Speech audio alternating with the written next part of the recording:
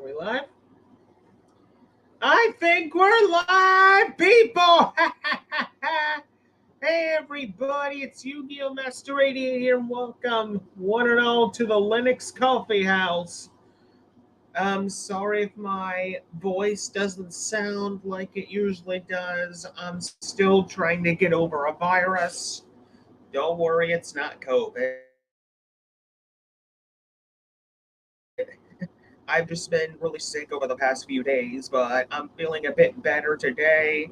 But my voice is not 100% yet, so I'm pretty much just taking it easy as much as I can. So please forgive me. If you watch this, Brian, that's for you. Please forgive me if my voice is not up to par like it usually is. My been throat's been sore over the past few days, so that's pretty much the reason why. Anyway, let me get my camera quality up a little bit. Let me get my performance settings here. Okay, I think that'll do it. It may not be up to par much, but it should work just fine. Okay, I think that should do it when it comes to the quality check here.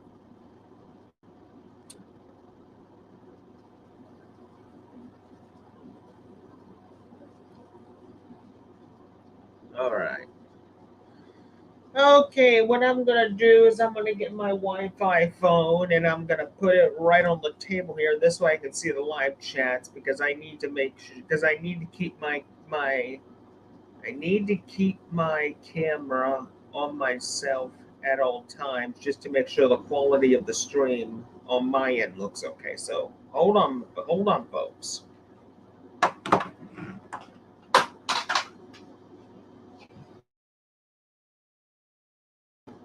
just fell down.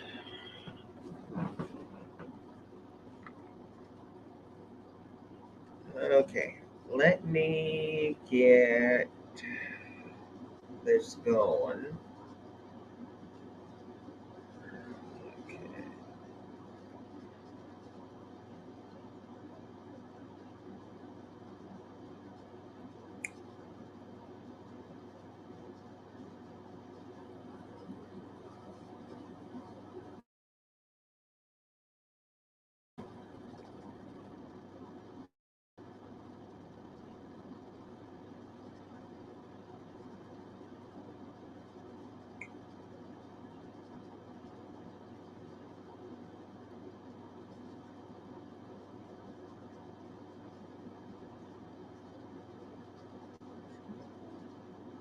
There we go.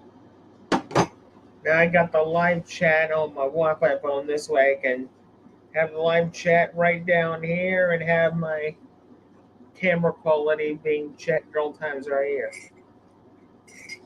Copy. Okay, here's how the Linux Coffee House is going to start. The main show in about 5 minutes. But before that, I do have some announcements that I want to get out of the way. Just letting you all know, October 15th at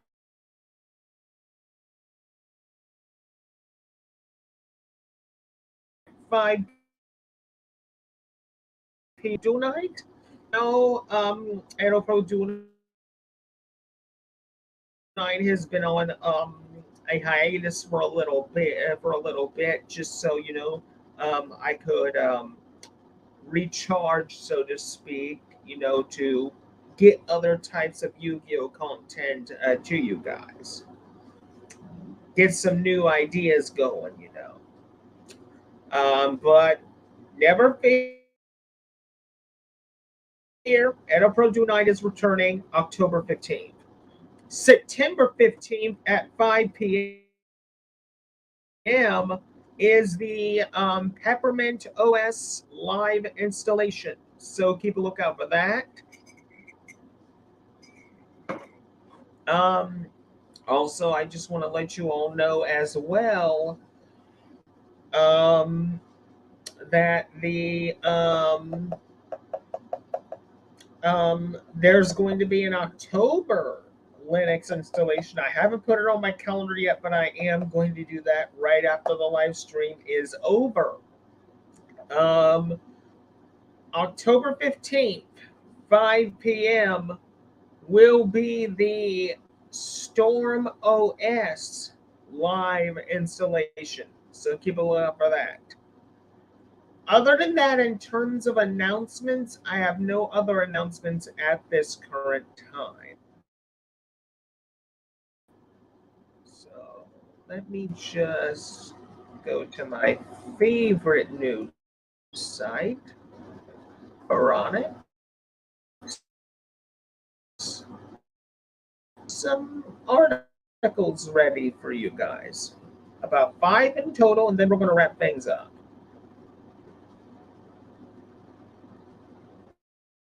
Okay.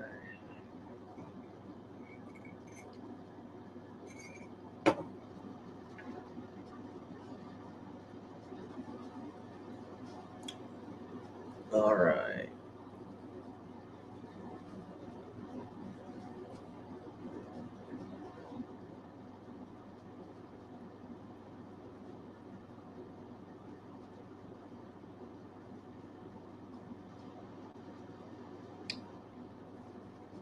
Okay.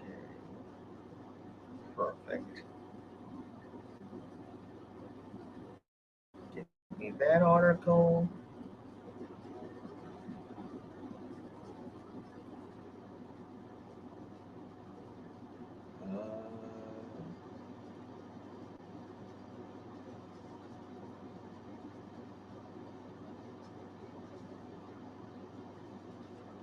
This article.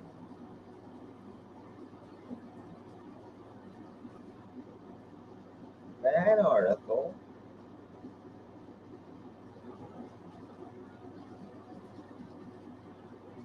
This article. And the final article. What do I want the final article to be? Hmm.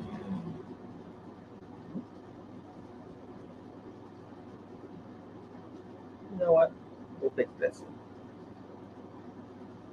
All right. There we go.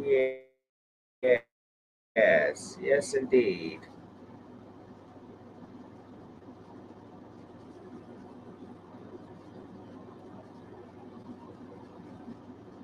Okay.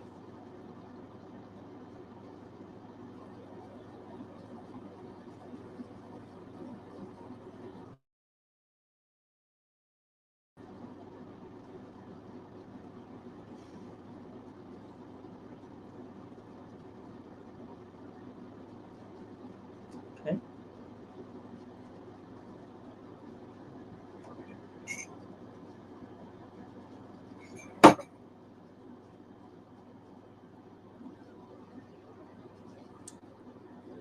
We will get started in about 2 minutes, folks. 2 minutes, and we'll get started with the news bulletins for this morning. Found 5 good articles. I think you're going to like them.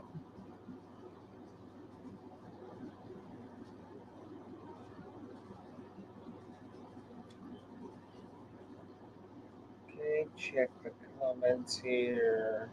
Nothing at this time. Okay.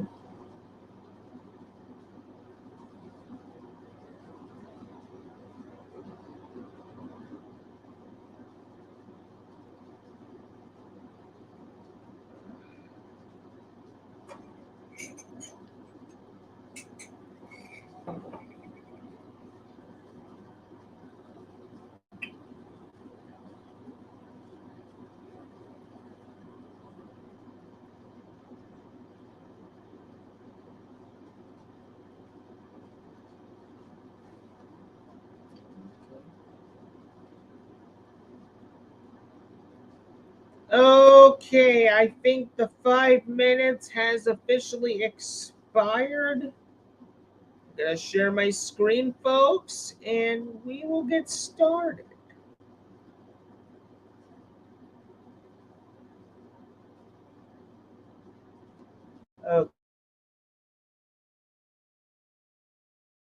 Okay. All right. First Linux article for the morning. Linux driver preparing support for Asus ScreenPad on high-end laptops. In addition to the Asus laptop improvements for Linux kernel 6.6 with the Asus WMI driver, additional feature work is on the way for future kernel versions. With one of these, interesting additions being support for the Asus ScreenPad. Some higher end Asus laptops feature a secondary screen pad on the laptops, and the pending Asus WMI driver patch will properly support it.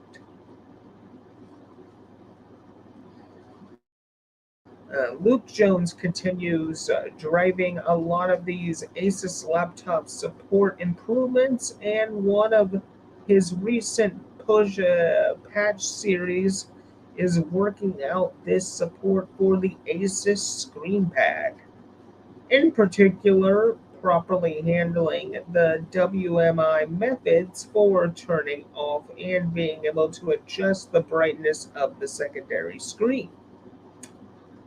The secondary screen can be found on higher end Asus laptop models like the ROG Zephyrus Duo 16.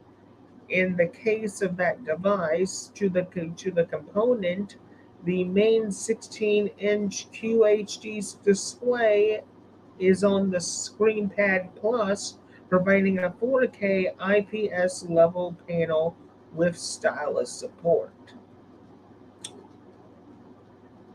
Those interested in the Asus WMI driver handling around the Asus ScreenPad can see the kernel mailing list for this pending work.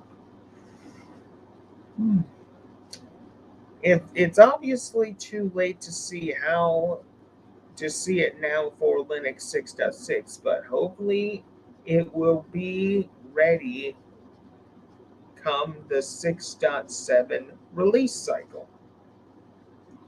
All right, very good, very good. Next article.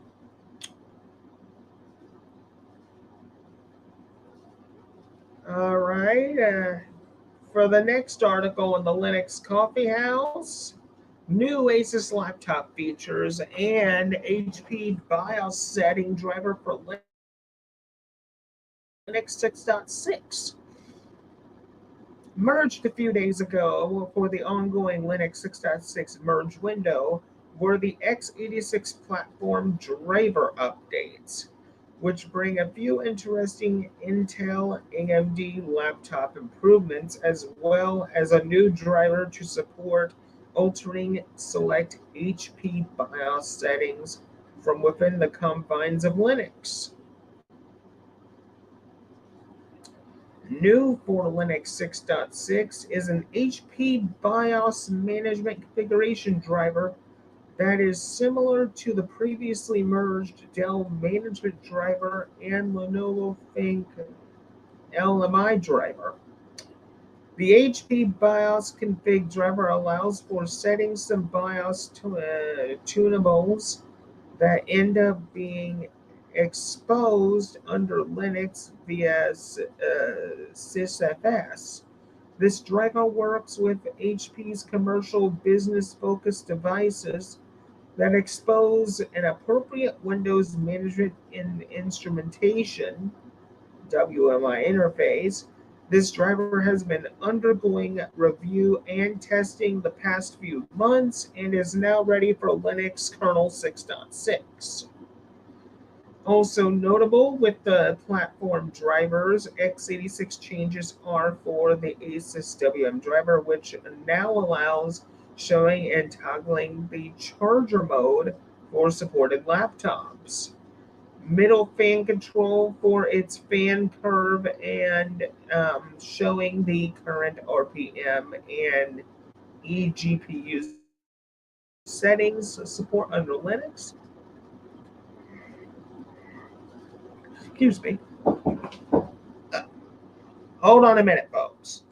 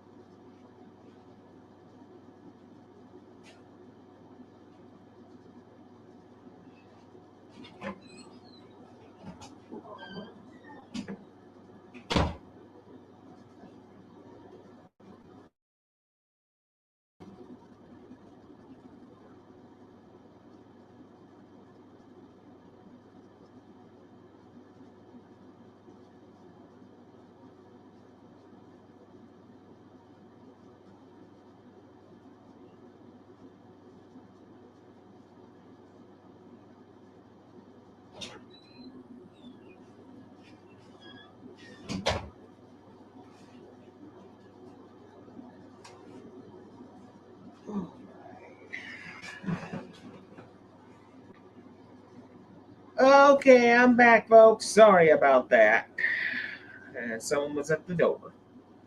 Anyway, as I was saying, also notable with the platform drivers x86 changes are for the ASUS WM driver, which now allows showing and toggling the charger mode for supported laptops, middle fan control for its fan curve, and showing the current RPM and eGPU settings support under Linux.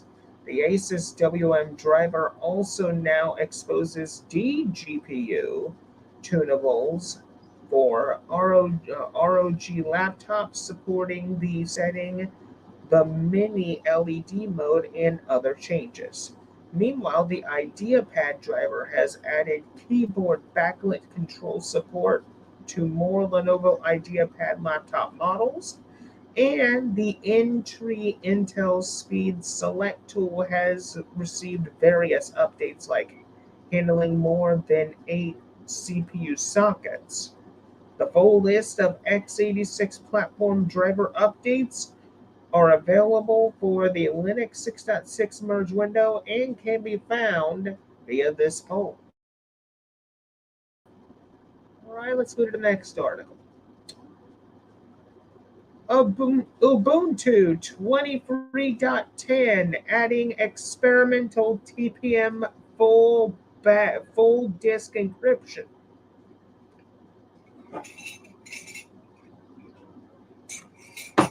Had to drink coffee there. As an experimental feature for next month's Ubuntu 23.10 release, Canonical is introducing initial support for TPM-based full disk encryption to make use of your system's trusted platform module. The downside, though, is this extra security relies on snaps, including for the kernel and Grub bootloader. Canonical announced today that Ubuntu 23.10 will have experimental TPM backed full disk encryption, complementing the existing full disk encryption support they have offered for years, with albeit without the TPM integration. This will work for classic Ubuntu desktop systems included. Um, but sure to set some Ubuntu users off. This TPM backed full disk encryption relies on their controversial Snaps packaging format for delivery. Today's announcement explains, and you all can read the announcement if you want to. Like if you watch the replay, you can pause it and read it. Those wishing to learn more about the new full disk encryption option rolling out to Ubuntu Linux can find out the preliminary details on the Ubuntu blog. Next up, KDE Plasma 6 planned for release in early February. As part of a monthly status update concerning Plasma 6 development, KDE developer Nate Graham announced that the team is planning to release Plasma 6.0 in February of 2024. KDE developers are aiming for early February to officially release Plasma 6.0, but a specific date has yet to be determined. February doesn't come as a big surprise, with beta releases expected later this year. Prior talks about a possible winter release for Plasma 6 and much of the major feature development work around Plasma 6 wrapping up. KDE developers have been making nice progress on their upgrades with Plasma 6, including some recent changes like double click by default and tap to click by default. There is also support for automatic bug reporting within DR Concu icons throughout Plasma. Now exclusively are supplied by the system-wide icon theme, and there has been a lot of bug fixing. More details on the current state of KDE Plasma 6 can be found via the status update by prominent KDE developer Nate Graham. Okay, and the final report for the Linux Coffee House and the last update for this morning. KDE lands more power management tuning, behaves better on ButterFS file systems. KDE developer Nate Graham is out with his newest weekly development summary as the developers work towards releasing KDE Plasma 6 in February. Graham is out with his usual Saturday recap to highlight notable KDE changes that landed over the course of the past week. Some of the KDE highlights for this week include the first page of KDE's Welcome Center utility can now be customized by distributions and software vendors. The KDE desktop now supports the cross-desktop accent color standard. More tuning for lowering power usage of the Plasma Wayland session and other Plasma power management tuning, such as with the DRM backend to allow cursor updates to be done independently of the scene. The hybrid sleep mode is now properly working the KDE under KDE with Plasma 5.27.8. When KDE is running within a virtual machine, it now disables auto suspend since that can sometimes cause the VM to hang. The Baloo indexing service no longer reindexes everything on ButterFS file systems after a reboot. Many other bug fixes and tunings. See Nate's blog for all the other KDE happenings. And with that being said, that is it for all the articles for the Linux Coffee House. I will unshare my screen and we will prepare to wrap things up here. Okay, people, that is it for all the articles today of the Linux Coffee House. I will give it about 5 more minutes and we will wrap this thing up. I hope you enjoyed this as much as I did. Thank you all so much for watching. Thank you all so much for coming. If you all want to see live streams just like this, then smash that like button, ring-a-ding that notification bell, and support my channel. Thank you. Once again, for those who didn't hear my message earlier, I want to apologize if my voice is not up to snuff. I've been really sick as of late. My throat's been sore, low energy, all that. I haven't been feeling well. But my voice has been better enough today to where I can at least record a somewhat decent live stream. So I apologize if I'm not up to snuff. I'm just now starting to get a little better. Expect normal recording content to resume next Tuesday and Thursday for Linux Tech and Yu-Gi-Oh content. Other than that, I'll give it a few minutes and we'll wrap things up. Oh, there you are, Tech Anchorage. Morning, man. Hi, watching using my Roku notification, so can't tell. That's okay. That is fine. Tea with some honey, maybe. Yeah, if I had some honey, that would work. But I'm gonna make up a batch of tea and we'll see what happens.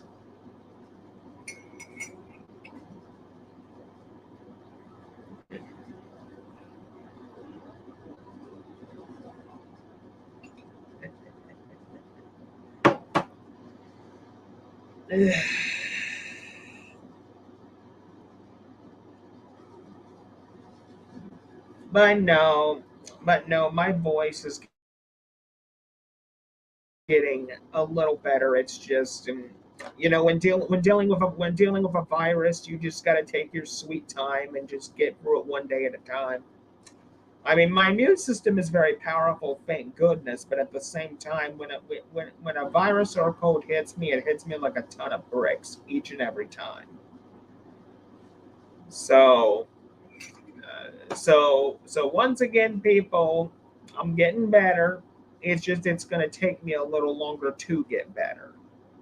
My voice is not 100% if you guys can hear it. I was thankful and fortunate enough to have my voice completely stabilized to a point to where I could attend Switch to Linux's stream a couple of days ago. Thank goodness for that. But no, I'm gonna make up a batch of tea, warm it up, drink on that for a good couple of days, and see what that does.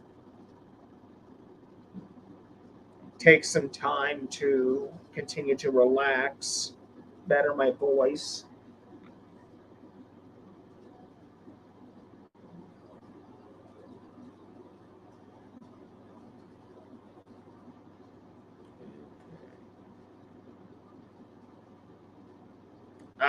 Before I forget, I do want to mention that this Tuesday, people, I'm going to be unveiling my MacBook Pro's Linux Mint Cinnamon setup, as well as its Linux Mint's Unity desktop setup. So keep a lookout for those two videos on Tuesday.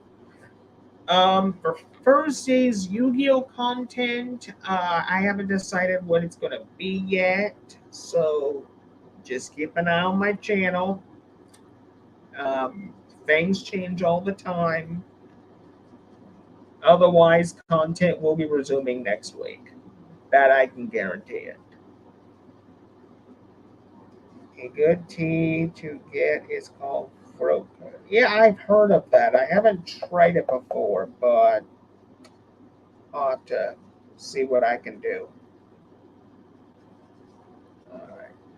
Anyway, people, the 5 minutes has officially expired once again. I think it's as good time as ever to wrap things on up here. I thank you all so much for watching. Thank you all so much for coming. If you enjoy these live streams just as much as I do, then smash that like button, ring-a-ding that notification bell, and subscribe to my channel. Thank you. Expect normal content to resume hopefully next week, depending on how healed my voice is. But until then, this is Yu-Gi-Oh! Master 88 saying see you later. Have a good rest of your day, people, and I'll see you next time. Thank you for watching the Linux Coffee House. Goodbye.